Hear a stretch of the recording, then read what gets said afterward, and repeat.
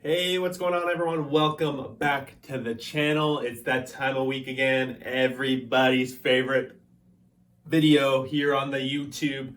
iHeartSports Power Rankings. Yeah. We're all excited. Guys, I've noticed that 98% of you guys who watch these videos do not subscribe to the channel. So I am going to say this to you. If we can get 25 subscribers this week and bring the channel total to 300, I will do a bonus video this week and I will do a live stream. So that's 2 for the price of 1. So guys, if you are new to this channel, go down there, smash that like button. We do this every week and we're starting to do bonus videos because we keep hitting that bonus video content. If you haven't checked out this last week's bonus video, we did a playoff prediction video.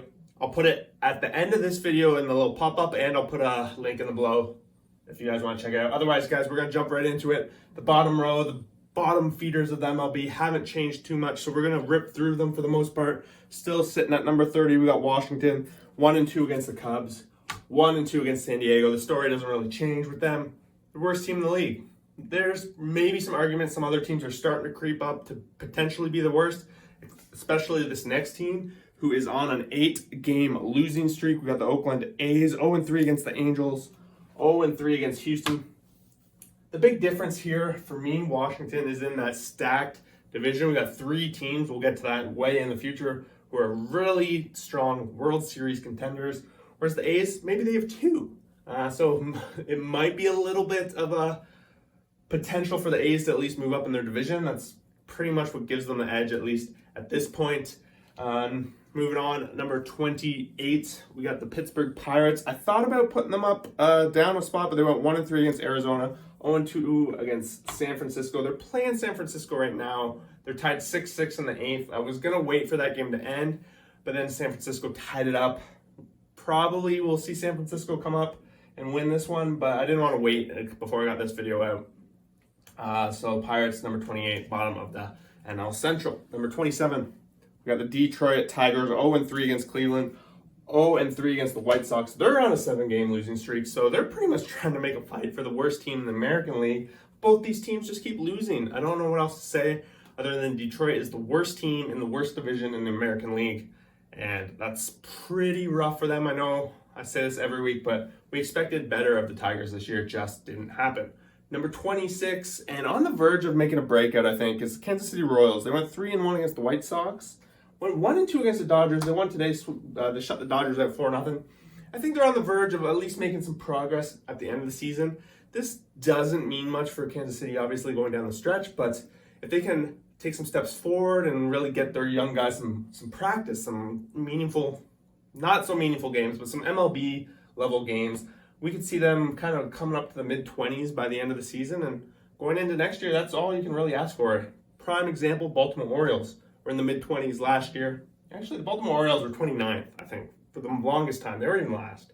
But yeah, prime example. You can turn it around over 12 months, and they're very capable. Number 25, we got the LA Angels, 3-0 against Oakland, 2-1 against, so that's Miami? Yeah, sorry, I'm not super familiar with who they played this weekend. I wrote Miami, but it seems weird to me, so that might be wrong. But the Angels, they're pretty much as low as they're going to go. They probably could have moved up a couple of spots, but the number of weeks they've been playing just terrible leading up until this week has just been too much. I think there's a lot of catastrophe going on in LA. There's got to be some sort of a rebuild, but they also have all these core parts. So I don't know what they're going to do in this offseason. They're clear-cut not going to make the playoffs and bottom of the league right now. Number 24, we got Cincinnati Reds, 0-3 against the Mets, 1-2 against the Cubs. And when they played a top team like the Mets, they got absolutely smashed this week. All 3 games were pretty much a blowout. It wasn't even close. I had moved up the Reds a couple of spots for probably one of their highest parts of the season earlier. Was it last week or the week before? But they've fallen back down to earth. And guys, I got a little bit maybe ahead of myself, but of course they traded away a lot of their key top level pitching talent at the trade deadline. So it's only a matter of time before that starts to pay off. It'll probably be a couple of years, but at least they're ahead of the Pirates. Did lose the Cubs this week, so they're pretty much cemented in 4th in that division. Number 23, we got the Miami Marlins 1-2 against Philly, 0-4 against Atlanta, and the Marlins just continue to show that they are not ready to compete in this division. For the longest time, they were kind of sitting around middle of the pack, within striking distance of the playoffs, but now I think it's almost double digits before being out of the wild card, and they got 3 people in their division that are just light years ahead of them. Who knows? It seems like they kind of missing their window here. They were in rebuild potential to fight, and now they've fallen back down to rebuild-ish kind of, with Washington at the very bottom. It'll be exciting. I say exciting, but I don't really mean it, to see how those two teams are going to compete against each other down the stretch, to see who's actually the worst in this division. I think Miami continues to have a little bit of an edge, but if we start looking a couple years in the future, I don't know. Miami concerns me for sure going into the future. Number 22, we got the Colorado Rockies, 2-1 against St. Louis, and then they lose against their division rivals, the Arizona Diamondbacks. So that's back-to-back weeks they lost to the Diamondbacks, kind of cementing why they haven't jumped up. At home against Cardinals this week, they played very good, put up a ton of baseball runs, not hockey runs, baseball runs. I gotta be specific when I'm talking about the Rockies, apparently. But yeah, Rockies kind of just sitting in that same spot week after week, and it's probably pretty much stapled in that spot. I don't really see them falling too much further down over the next 6 weeks, but I also don't really see a whole lot of room for progress either. Division's obviously way out of the question. They're pretty far back from the other teams, but you never know. They could go on like a 10-game winning streak, and then we can start talking about them being a potential playoff team next year, but not this year. Number 21, we got Texas Rangers, 1-2 against Houston, 2-1 against Seattle. 500 week against division rivals. Don't have a lot to say. Didn't really pay too much attention to the Texas Rangers this week.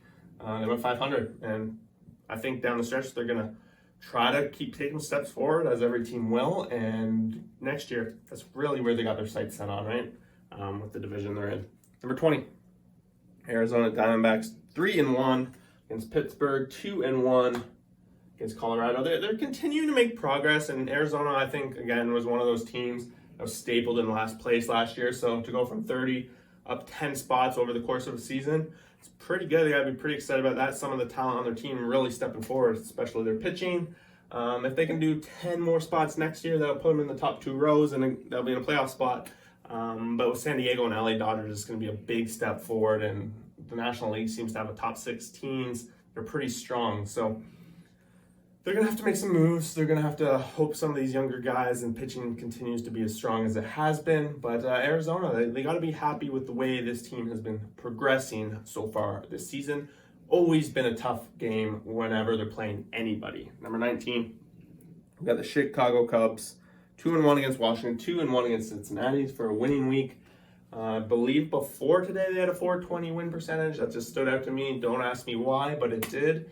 But you got the Cubs kind of stapled in at number 19. I think that's a couple of weeks in a row they're there. It's just been too hard to move them up to this next spot. I think after the next 2 rows, after the bottom 2 rows, it kind of switches pretty quickly to teams that are starting to contend and actually have playoff spot aspirations and still are in the hunt, whereas these teams here, at 12 teams, that are pretty much lights out at this point.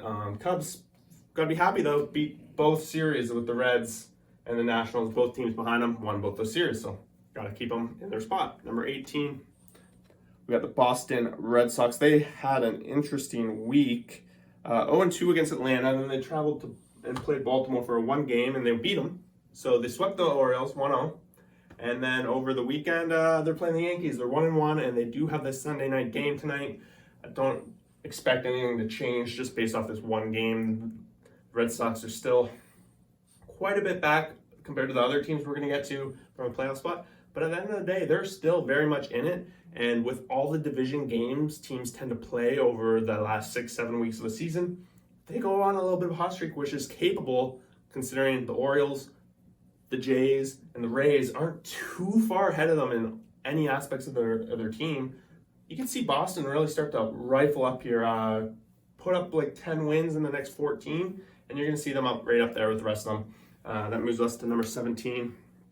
We got the San Francisco Giants, 1-2 against the Padres, 2-0 against Pittsburgh, and then like I was just talking about earlier in the video, they tied up in the 8th inning against the Pirates. So they're going for the sweep, which would put a long way towards their playoff aspirations.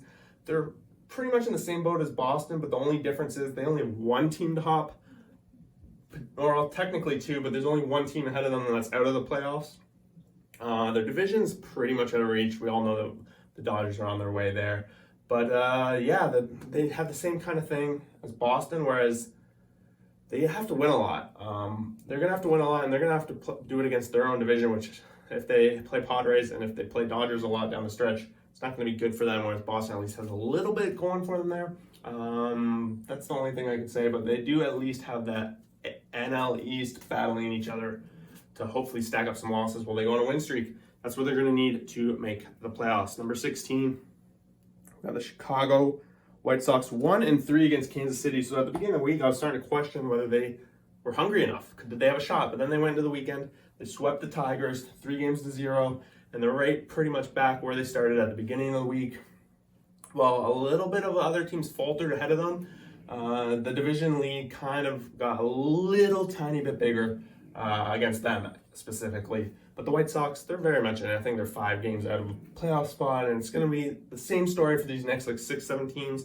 All it's going to take is a streak with 3 wild card up for grabs. A streak's going to get you in with these last 7 weeks. Number 15, probably the biggest dropper of the power rankings this week. We got the Toronto Blue Jays 0-2 against Baltimore, 1-2 against Cleveland. I think I talked about this last week, just how I was a little bit concerned with the Blue Jays. It's a very important week for them. They started the week off 0-2 against Baltimore, with the third game being rained out. They still have 12 games against Baltimore the rest of the year. They have a lot of other games against Boston, a lot of other games against the Rays and the Yankees, a lot of division games. And I don't know if this team has what it takes to play above 500 baseball. It seems whenever they go up against a team within the same area as them, they're either 500 or they're losing. And whenever they're playing against a much weaker team, they don't sweep. They just come out with a series win like 2-1 and whatnot. And with some of the pitching that's just not living up to expectations, like PADRES completely not having a good season, and their depth of Kikuchi and Stripling just being on the back end, and Stripling just coming back from injury. A lot of concern here with the Blue Jays, especially now Springer seems to be out for at least a little while. Right now, I do predict the Blue Jays missing the playoffs based on these power rankings. We'll get to that in a minute. Number 14, we got the Baltimore Orioles 2-0 against Toronto. They lost to Boston in that one game, and then they went 1-2 against the Rays. So 3 division games this week against 3 division rivals. They lost Boston, they lost the Rays, they beat the Jays. So that kind of explains where they're at. Baltimore, I did my playoff prediction video this week, and I did predict them to make the playoffs. But a week like this has me somewhat concerned. I talked about it before. They had such a huge winning streak, and it was always beating up on the lower teams. They really need to prove to me that they can have consistently winning weeks against top-tier teams, or even middling teams like Toronto and Tampa Bay and Boston. They need to have winning weeks, and this week it was a losing week. So, probably like a 500 week, I guess it was. But they're there. They're right there on the border, and that's what's going to happen. Bringing us to number 13. We got the Minnesota Twins, 0-2 against the Dodgers, 1-2 against LA. Really, Baltimore and them, they're pretty much the same. I think Baltimore might have beat them, actually, when they played recently. So you could really say Baltimore's 13. But I think the difference being the division with Minnesota, they should be able to pick up a little bit more wins.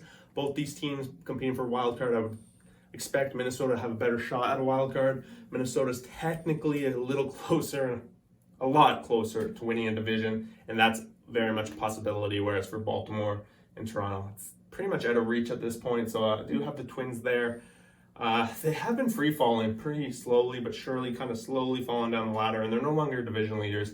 I did predict them to miss completely, but at this point, I do think they're very much in the hunt very clearly about that. Number 12, we got the Tampa Bay Rays moving up a couple of spots. They went 0-2 against Milwaukee, so there was a little bit of concern there. It's a 2-game series against a Milwaukee team that has strong pitching, so 2 games, hard to weigh a whole lot. But then they won the series that mattered. They beat the Orioles over the weekend. So right now, if I had to pick the Rays against any of these teams below them here, like all 5 of these teams are really competing for what, like 1 wild card spot, possibly a division if you count Minnesota, and we're going to get to the other team they're competing against with the Guardians. But yeah, only 1 up for grabs. And right now, if I had to choose with a gun to my head, I'm picking the Rays. Number 11, we have the Milwaukee Brewers that went 2-0 against the Rays, and then they went 1-2 against the Cardinals, and they won in extras when that game went 1-0 yesterday. So Milwaukee's holding on to their pitching to even stretch out a win against the Cardinals. Otherwise, the Cardinals are slowly but surely starting to run away with this division. I know it's only like 2.5 game difference still, but in my heart, it feels like it's been much bigger because Milwaukee at one point had a much bigger lead than I think even Minnesota had at one point. Maybe not. Maybe that's a stretch, but you know what I'm saying. Milwaukee, number 11. Number 10, I think the highest they've been all season. We got the Cleveland Guardians, 3-0 against Detroit, 2-1 against Toronto. They have been impressive. Their pitching has come to play when it mattered. Their bats showed up really well against Toronto. Meanwhile, Toronto's pitching's not that great, but they also showed up very well against Detroit with a big sweep. So it's a big week for them when they finally took over the division lead and they continued the momentum. They can just keep it going. Like this division is theirs for the taking. It's wide open, really, between the White Sox and Minnesota. They seem to be the best team for sure. And coming into this season, I don't think myself or many of any other people predicted it, but they're stepping up right at the right time. Number 9, we got the San Diego Padres, 2-1 against San Francisco, 2-1 against Washington. But the big story with them this week, TATIS suspended for 80 games for PEDs, which I guess he hasn't played all season, so it doesn't really matter with the power rankings. It shouldn't. Haven't really put it into much perspective with him being out of the lineup. I never really considered him when I was doing power rankings at all. But at the end of the day, it sucks. It's a blow for the Padres. They really were hoping he'd come back. But wildcard team, I think they're still very much in that spot to be a wildcard team in a tough division. So you got that. Number 8, we got the Seattle Mariners, 2-1 against the Yankees, 1-2 against Texas. So after amazing winning another series against the Yankees, they're starting to be the very front runner for wild card in the American League. I'd be pretty shocked at this point to see them drop out of the top 12, which is a playoff spot. Fingers crossed, guys, that 20-year playoff drought coming to an end for the Mariners this year if I had to pick. They had a big win, but losing a 500 week is still a little bit of a disappointment, losing to Texas along the way. So Seattle didn't make a lot of progress. Had they won that series, I might have moved them up this one spot to number 7. We got the Philadelphia Phillies, 2-1 against Miami, 1-2 against the Mets. So they were 500 as well. And the only difference being that they lost to a much stronger team. Mariners technically beat the Yankees, and then they beat the team below them. So they both had 500 weeks. They're both in the same positions as last week. Both kind of had similar situations where they played one good team and one somewhat poorer team. So I didn't really hold too much into it. The only difference here is I do think Phillies are a stronger team. So that's pretty much what put them there for me. Number 6, same spot as last week. We got Cardinals 1-2, Colorado 2-1 against Milwaukee. So that was a huge win against Milwaukee, kind of cementing my prediction of them being the division leaders at this point.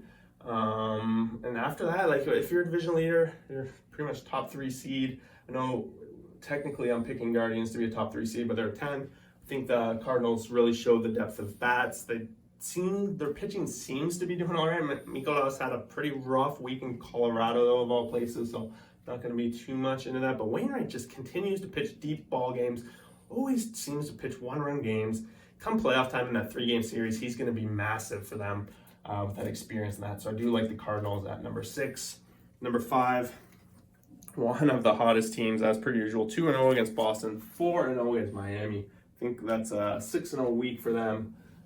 Atlanta Braves just continue to be 5th, though, but they're keeping this National League East story interesting, keeping it really close with the Mets. They did lose to the Mets last week, though, in a series. That's, I guess, the biggest difference there, but the Braves continue to play good baseball. World Series, defending champions, cannot count them out. I'm just waiting for, I don't know, like, it's hard to move them up. It is, because these top 4 teams are like so cemented at this point, but like if anyone's making a shot at it, it's a top 5 and then the rest. Top 5 are like in a league of their own in this power rankings. It goes like top 5, and then it's kind of like, I don't know, like from 6 to like 16. It's like almost you can one 10-game winning streak and 10-game losing streak away from swapping. So that's the most interesting part about power rankings. 5, not super exciting. We're keeping it the same. We got number 4, New York Yankees, 1-2 against Seattle, 1-1 against Boston. They're playing tonight. Same kind of story. Not a lot of change, but they continue to be top team, strong record. But we just haven't seen them beat those top teams, and now they're starting to lose to teams like Seattle now. That's back-to-back series. They lost to Seattle. It's a little bit of concern whether come playoff time, when the Yankees actually have to play a tough playoff team, whether they're going to make it through. You're going to have to watch that playoff prediction video. But what that was about, number 3, same old Houston. 2-1 against Texas, 3-0 against Oakland. They're getting it done. They're beating the teams they need to beat. They're sweeping the A's. They're beating the Rangers. They're beating the Yankees. They're just the top team in the American League and they're the team to beat right now. What else is there to say other than that? They pretty much got a bye on lock. Don't see the Mariners being able to catch them at this point. 7 weeks still. Anything can happen, but I don't see it. That leaves us to number 2. Got the New York Mets, 3-0 against Cincinnati. Big series against the Phillies over the weekend. They take it 2-1. That felt like a playoff series between those two teams because it's that important. And 2 top-notch ball clubs, very close games. And Phillies, the one they won by 1 run. So Mets definitely continue to show that they're dominant.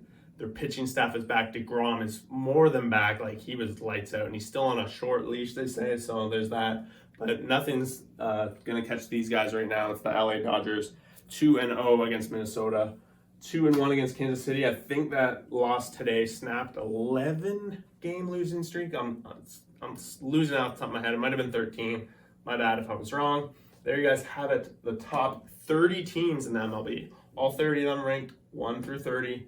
Let me know what you guys think. Let me know what you agree with, what you disagree with, what I screwed up on, what I got right, etc., etc. And don't forget what I said at the beginning. There's a lot of you out there that aren't subscribed that are watching, and I would really appreciate it if you would take the time, smash that subscribe button, and I will start bringing you more and more content. That is my promise to you. Thanks for watching. Peace out.